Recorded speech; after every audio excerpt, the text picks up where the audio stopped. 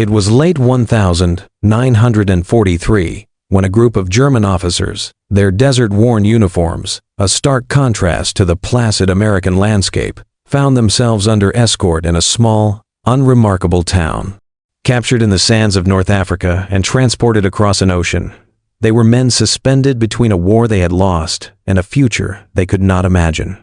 The conflict still bled across Europe, a continent of blackout curtains, ration books, and the ever-present drone of bombers.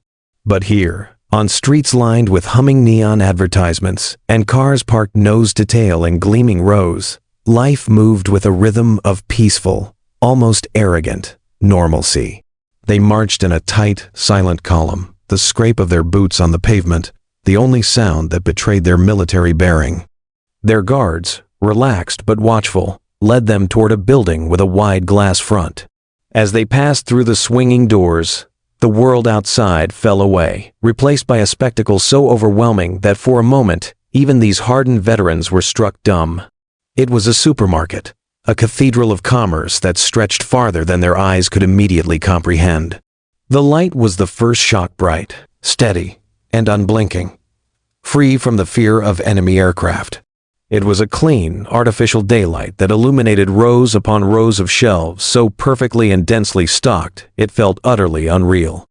Colonel Hans Richter, a career officer steeped in the rigid traditions of the Prussian military, narrowed his eyes. His mind, trained to identify deception and assess threats, immediately categorized the scene not as reality, but as a meticulously constructed piece of theater. He later wrote in a secret diary, "If this were a stage set for a film, I would have criticized the director for being too exaggerated. No city in Europe, not even Paris in its prime before the war, had ever displayed such a brazen wealth of food." For men who had grown accustomed to the gritty, sawdust-laced black bread of the German war effort, the sight of pristine white loaves stacked in towering pyramids felt like a personal insult, a mockery of their nation's suffering. Everywhere they turned, an impossible abundance stared back. Mountains of oranges, bananas, and pineapples. Fruits most of his men had only ever seen in faded color illustrations, lay casually in baskets, treated with the same indifference as common potatoes. Germany's naval blockade had made even domestic apples a luxury by 1942. Now tropical fruits shipped from thousands of miles away seemed to taunt the very concept of scarcity. A young lieutenant next to Richter reached out a hand, hesitated, and then drew it back, whispering in disbelief, "This is propaganda. It must be." An American guard nearby overheard him, a slight chuckle escaping his lips. He said nothing, his silence more unnerving than any boast would have been. The officers, falling back on their training as a defense mechanism, began to count. Their soldiers' minds instinctively tallied crates and stacks, trying to quantify the illusion, imagining how long such reserves could feed a division at the front. The sheer volume was staggering. Based on quartermaster records they would later learn about, a single American supermarket of this size in 1943 could move more food in 1 week than an entire German garrison consumed in a month. The numbers were abstract, but what their eyes told them was viscerally real. Butter, eggs, hams, and coffee, all available in quantities that seemed limitless. The silence among the Germans grew heavy, a stark contrast to the bright, humming air of the store. They remembered the queues in Berlin, where mothers clutched precious ration cards for a few ounces of margarine.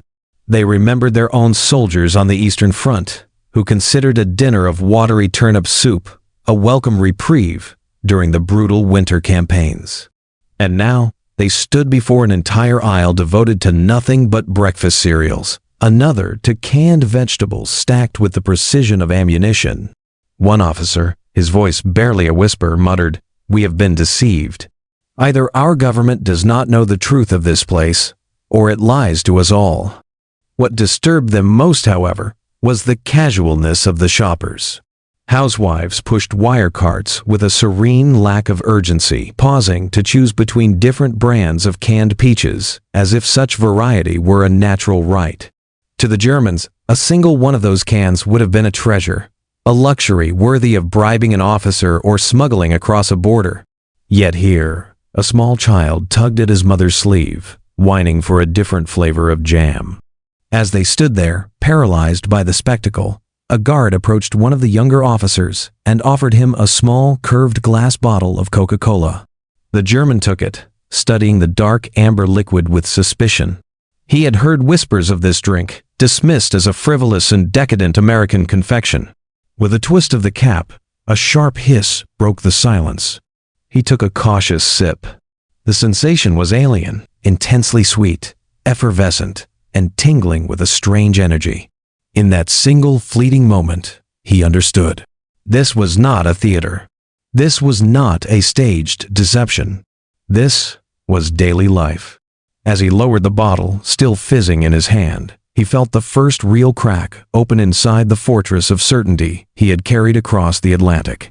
But what awaited them in the next aisle, where cold cases hummed with an endless supply of meat and cheese, would press that crack wider, until the very foundations of their belief seemed ready to shatter. A low, persistent hum greeted them as they stepped deeper into the store, the air growing perceptibly colder. The sound of efficient, unseen machinery was a stark contrast to the chaotic roar of battle they knew so well.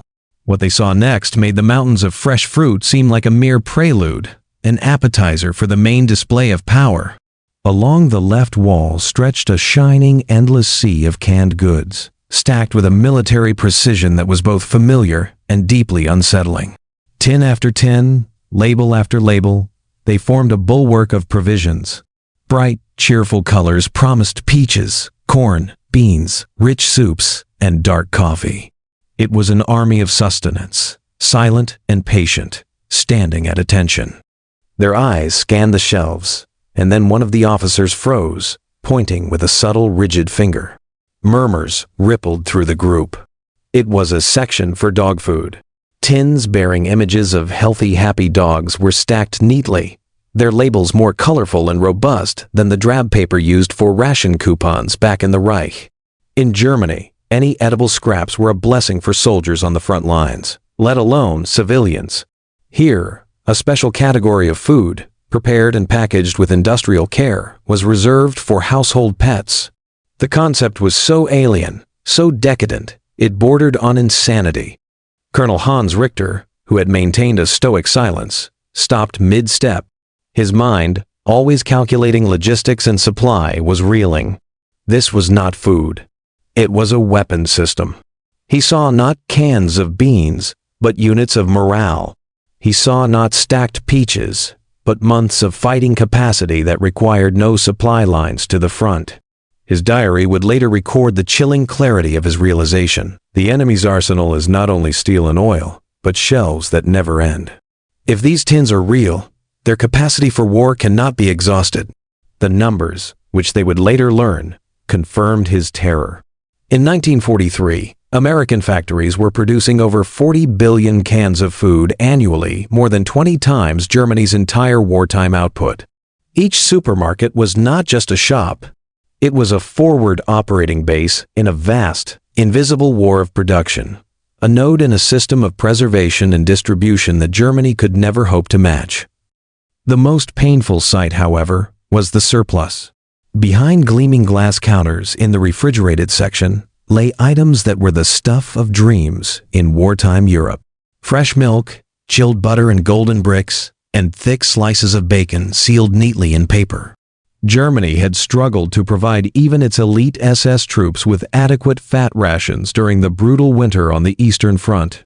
By contrast, American civilians, utterly untouched by invasion, were debating which brand of butter tasted better on their morning toast. A young POW named Eric, barely 20 years old, watched an American woman casually place a large block of cheese into her cart. He whispered to the comrade beside him, his voice thick with a sudden suffocating bitterness. If our soldiers at Stalingrad could see this for just 1 minute, they would stop fighting. They would ask why they were bleeding to death in the snow. His words hung heavy in the cold air of the meat section. Behind the glass, thick steaks lay marbled in red, sausages coiled like sleeping pythons, and blocks of cheese stood taller than their field helmets. In Berlin, a family might barter a gold wedding ring for a few ounces of butter. Here, A boy no older than 10 spent pocket change on a piece of cheese he might not even finish. The officers had been conditioned to believe that American abundance was a fragile illusion, a carefully staged photograph designed for propaganda. Yet the evidence before them was undeniable.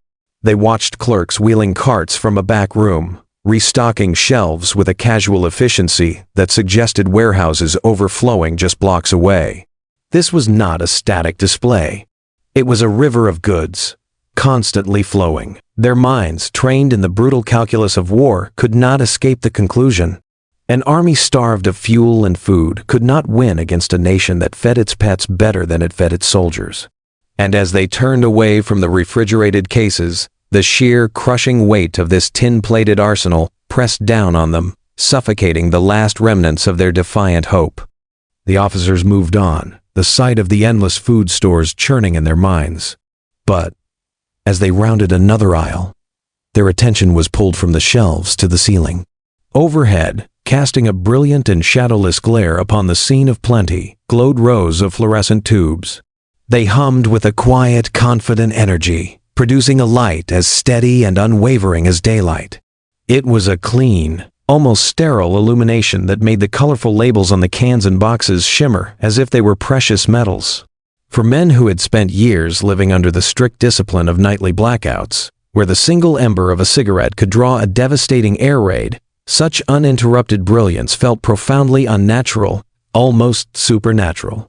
In Germany, the war had plunged cities into a perpetual twilight. Entire districts fell dark at the first wail of an air raid siren.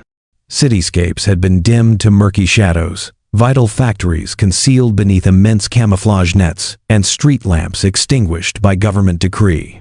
To be in the light was to be a target. Here, in the heart of wartime America, this single supermarket glowed with the unapologetic confidence of a nation that had no fear of a nightly raid. It was a strategic and psychological difference so vast it was difficult to comprehend. Lieutenant Karl Brenner, a logistics expert who had once managed supply lines in occupied France, murmured to the man next to him, "A single one of these bulbs burns brighter and longer than all the lamps in our forward command post. If this light is real, then so is their power." Then came another sound, a constant low thrum that rose from the refrigerated cases lining the walls. It was the sound of relentless efficiency. Fans spun invisibly, and compressors kicked in with a steady, rhythmic pulse. The officers realized with a growing sense of dread that the vast quantities of meat, milk, and butter were not simply displayed and left to spoil. They were actively preserved, day and night, by a hidden, tireless force. That force was electricity, and it was being expended with a casualness that was utterly foreign to them. In 1943, the United States was consuming over 170 billion kilowatt-hours of electricity annually, a figure that was greater than the entire Axis combination of Germany, Italy, and Japan.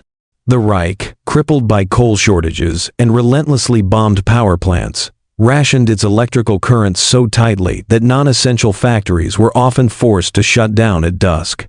Germany built magnificent tanks and formidable aircraft, but its cities flickered with an uncertain, wavering light as the war machine drained the national grid.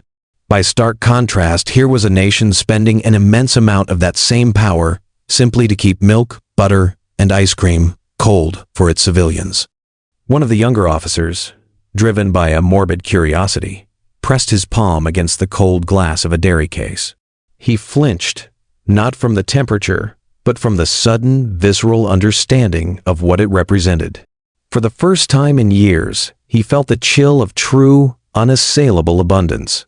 The statistics they would later be confronted with were as staggering as the light itself.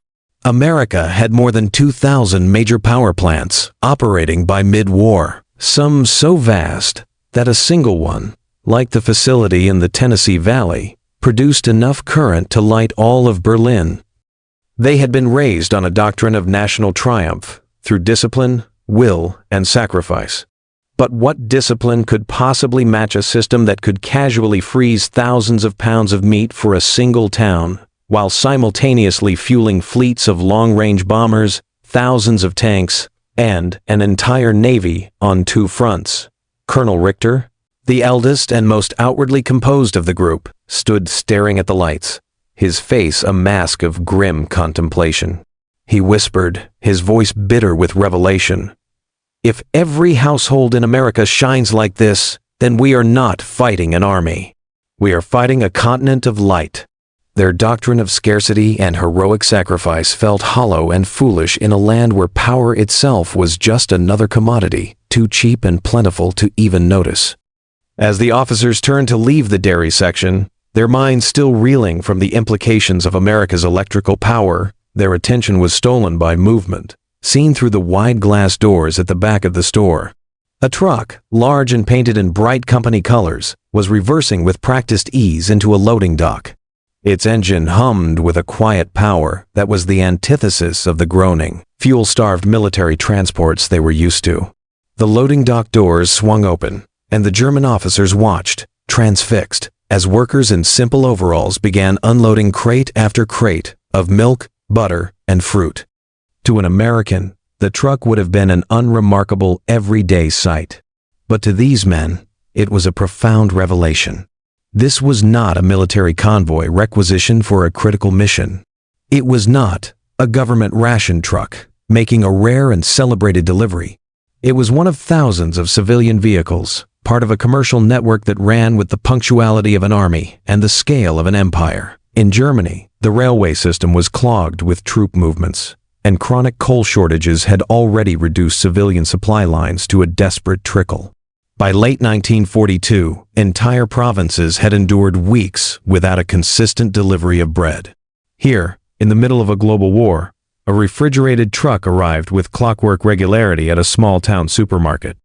Lieutenant Brenner, the logistics officer, scribbled furiously in a small notebook he kept hidden. His diary would later capture his professional astonishment. "The food moves faster than our armies. We calculated our own supply lines in terms of weeks, if we were lucky. They seemed to move theirs by the hour." The truck was merely the most visible part of a far greater system. Beyond the loading dock, the POWs began to comprehend the true nature of the landscape they had been driven through. America's highways stretched like a vast arterial system across thousands of miles, binding city to countryside, farm to supermarket, with seamless efficiency. By 1943, the nation boasted more than 700,000 miles of paved road, a concrete web that ensured nothing ever truly stood still. And alongside those roads ran 250,000 miles of railroad track. In Germany, even the most strategic rail lines had fallen prey to Allied bombing raids, and locomotives often sat idle for want of coal. But in the United States, trains roared across the continent day and night. They were the true lifeblood of the nation, hauling wheat from the plains of Kansas, beef from the ranches of Nebraska, fruit from the valleys of California, and steel from the foundries of Pittsburgh. One statistic, which would later be included in their official debriefing reports, was particularly devastating. A single American freight train could haul more tonnage in one trip than an entire German infantry division consumed in a week of heavy fighting. Colonel Richter watched the workers unloading crates, his expression unreadable. He whispered to his comrades, his voice low and gravelly, "Our Reich can invade countries and conquer cities. But these people have invaded distance itself." The scale was simply incomprehensible. In 1943 alone, American railroads moved more than 745 billion ton-miles of freight. Germany's entire struggling system, by comparison, managed less than 60 billion. The officers had been raised on the legend of the Blitzkrieg, the Lightning War, where rapid armored thrusts outpaced an enemy's ability to respond. But here was a different kind of blitzkrieg, one of locomotives, trucks, and cargo ships, hurling not shells and bombs, but food and industrial supplies at a speed and volume no army on Earth could hope to resist. A young POW named Eric watched a child skip out of the supermarket's front door, clutching a paper bag of groceries. He muttered to himself, the connection clicking into place with horrifying clarity. If they can move bread this fast, how fast can they move tanks? As the first truck drove off and another immediately pulled in to take its place, the officers realized they still had not seen the true source of this power. The shelves and the trucks were only the final, visible links in an immense chain. Somewhere beyond the horizon, unseen, factories canned the peaches, dairies bottled the milk, slaughterhouses packed the beef. And behind those factories stretched farms so vast they would make the grandest Junker estates of Prussia look like simple gardens. They had stepped into a single store, but its roots spread across an entire continent. Their unease deepened into a cold, crushing certainty. If this was just the surface, then what lay beneath must be larger and more powerful than anything they had ever imagined. The supermarket had been a profound shock, but it was only an introduction. A few days later, the guards, seemingly half amused and half pitying of their prisoners' disbelief, took the officers on another excursion. This time, they were transported past the edge of town, where the neat houses and paved streets gave way to sprawling fields and the distant, imposing silhouettes of factories. If the supermarket was the public face of the American system, here they were about to witness its beating heart. Smoke rose from chimneys taller than any church spire they had ever seen, their thick plumes stretching confidently into the blue horizon. The low, guttural thunder of machinery echoed across the open fields, a sound of ceaseless, tireless production. Through the open hangar like doors of one facility, they glimpsed a world of mechanical precision. Endless assembly lines snaked through cavernous interiors, where automated arms rolled empty cans, stamped lids, and boxed finished crates with a speed and efficiency that seemed inhuman. An American guard mentioned offhandedly that a single plant like this one produced more canned food in a single day than the entire German canning industry could in a month. Lieutenant Brenner, the logistics officer, stared as forklifts, like busy mechanical insects, shuttled pallets stacked high enough to form fortress walls. "This is war by machine," he whispered, his voice filled with a kind of professional awe. "Our soldiers fight with bayonets and courage. Their housewives fight with factories." By 1943, America's agricultural output was a force of nature in itself. The numbers were astronomical. Over 23 million tons of canned goods, 16 billion pounds of beef, and 4 billion pounds of butter flowed annually into both civilian and military supply chains. The farms themselves were a revelation. They averaged hundreds, sometimes thousands of acres, vast oceans of cultivation that made the proud Junker estates of Prussia, with their ancient traditions and noble pedigrees, look like quaint gardens. One officer, whose family owned a respected estate in Saxony, scribbled bitterly in his journal, "A single Kansas farm, run by one family, can feed more mouths than all of Saxony." What Reich can stand against a single state that grows more wheat than most of Europe? The comparison burned like salt in a wound. It was not just the sheer amount of land, but the machinery that worked it. Massive tractors, larger than some German artillery pieces, plowed fields day and night, powered by an endless supply of gasoline in a nation that produced 2/3 of the world's oil. Mechanical harvesters cut swaths of wheat with tireless steel arms, while reapers bundled corn into towering stacks. Where German farmers, their sons at the front, bent their backs with hand tools and draft animals pressed back into service, American farmers drove machines that multiplied their labor 100-fold. These factories were tied directly to the farms in a closed, ruthlessly efficient loop that ensured nothing went to waste. Grain became bread, fruit became jam, and meat became canned stew, all preserved, labeled, and shipped within days. It was a perfect synthesis of industry and agriculture, a self-perpetuating engine of abundance that seemed almost invincible. Colonel Richter stared out at the horizon, where the green of the farmland melted seamlessly into the gray smoke of the factories. "They are not fighting us with armies alone," he muttered to his adjutant, his voice heavy with finality. "They are fighting with a continent." As their transport vehicle rolled back toward the town, one of the officers noticed another, different kind of facility by the roadside. A clean, white building bearing the unmistakable symbol of a Red Cross. Trucks were being unloaded, but this time they carried not food, but crates of medical supplies, bandages, plasma, and penicillin, the new miracle drug. It dawned on them with a fresh wave of dread that America's abundance was not limited to food and steel. Its factories were also turning out life-saving medicines by the ton. Medicines that German soldiers at the front could only dream of. If the farms and factories ensured Americans never went hungry, the hospitals ensured they rarely died of infection. As the officers exchanged uneasy glances, they realized the abundance of food had only been the first blow. The abundance of medicine and care would strike even deeper, cutting to the very core of their will to fight. The officers returned to their quarters that night restless, the images of the past days seared into their minds. Their diaries, once filled with stoic resolve and reflections on duty, now held lines that no censor in Berlin would ever have allowed to pass. What they had seen could not be squared with the Reich's carefully constructed vision of a decadent, collapsing America. They had been taught to expect a nation torn by social unrest, weakened by capitalism, and hollowed out by a lack of discipline. Instead of poverty and chaos, they had walked through supermarkets brighter than any ceremonial hall in Berlin, past factories louder than any parade ground, and alongside farms vaster than any noble estate. The question gnawed at each of them in the silence of their barracks. If even the civilians lived with such staggering abundance, what unimaginable reserves of strength waited behind the American armies fighting in Europe and the Pacific? Lieutenant Brenner, the logician, wrote in the cramped script he used to hide his thoughts. We were told they are a weak, mongrel people.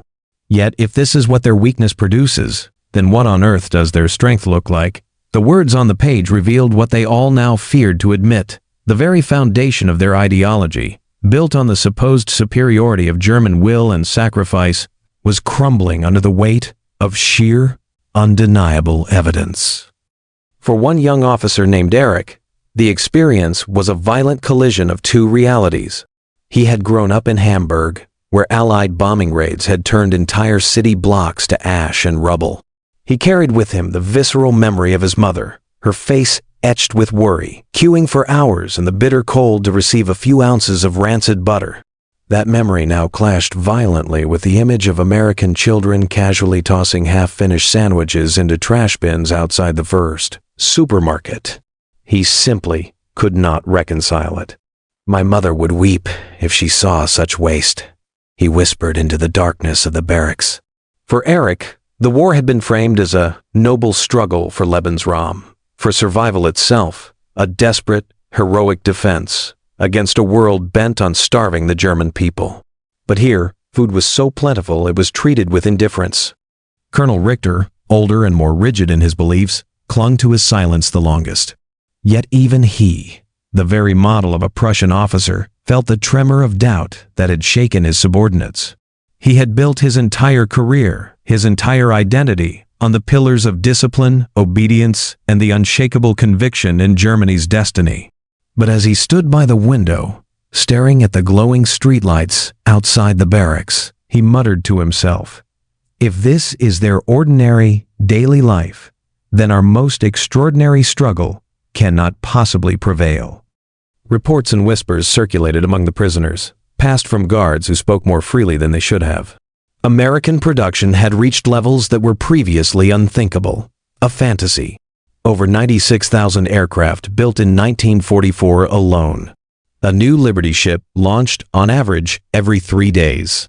Wheat harvest topping 1.2 billion bushels. These were not propaganda slogans. They were cold, hard figures that matched the reality the officers had witnessed in a single, small-town supermarket. The numbers did not exaggerate. They merely confirmed the terrifying truth. How could the Reich sustain a war of attrition when a single American state grew more grain than an entire European nation? How could an ideology of racial purity prevail against an enemy whose one factory outproduced a whole country's worth of industry? The officers found themselves cornered by the undeniable logic of arithmetic, and numbers, unlike speeches from the Führer, did not lie. As Christmas approached, they expected only the familiar bitterness of defeat and cold.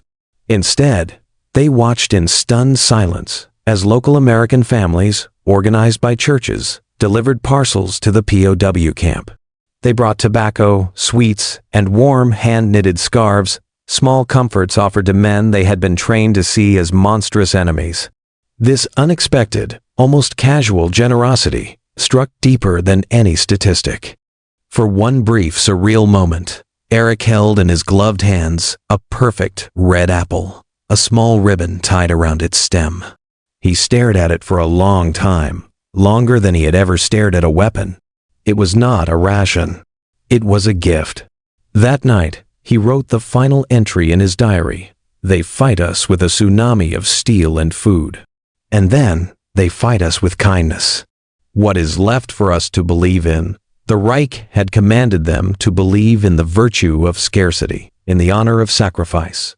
But here, in the land of lights and shells without end, they had found an enemy who wielded abundance not just as a weapon, but as simple, irrefutable proof of a world they could never defeat. And so the cracks spread wider, until the bedrock of their belief seemed no stronger than paper in a storm.